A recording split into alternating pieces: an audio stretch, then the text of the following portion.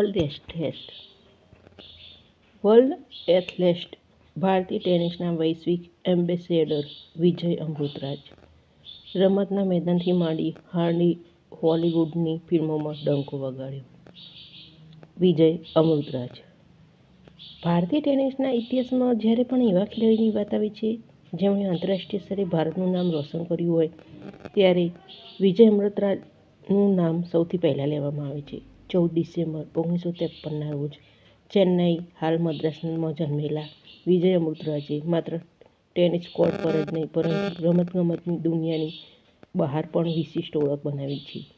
તેમને સંઘર્ષ અને કારકિર્દીનો ઉદય જોવા જઈએ તો વિજય અમૃતરાજનો જન્મ મેગી અને રોબર્ટ અમૃતરાજને ત્યાં થયો હતો. નાનપણમાં તેઓ સ્વાસ્થ્યની દ્રષ્ટિએ થોડા નબળા હતા, પરંતુ તેમની માતાના મક્કમ નિર્ધાર અને ટેનિસ પ્રત્યે તેમના પ્રેમને કારણે આ રમત તરફ વળ્યા.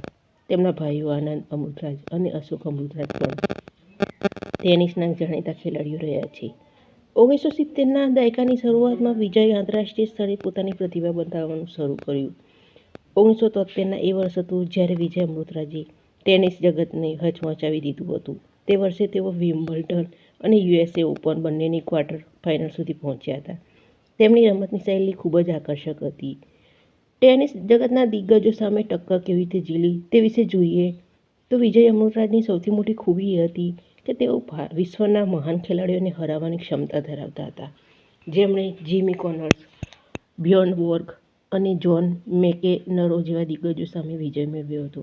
તેમની કારકિર્દી દરમિયાન તેમણે 16 સિંગલ્સ ટાઇટલ અને 13 ડબલ્સ ટાઇટલ જીત્યા હતા. 1980માં તેઓ વિશ્વ રેન્કિંગમાં 16મા સ્થાને પહોંચ્યા હતા, જે તે સમયે કોઈપણ ભારતીય ખેલાડીઓ માટે ગૌરવની વાત હતી.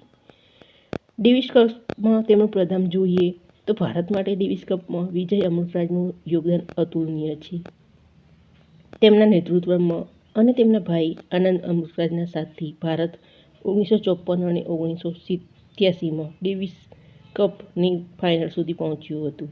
ખાસ કરીને 1974માં ભારતે ફાઇનલમાં પ્રવેશ કર્યો હતો, પરંતુ દક્ષિણ આફ્રિકાની રંગભેદની નીતિના કારણે વિરોધમાં ભારતે રમવાની ના પાડી દીધી હતી.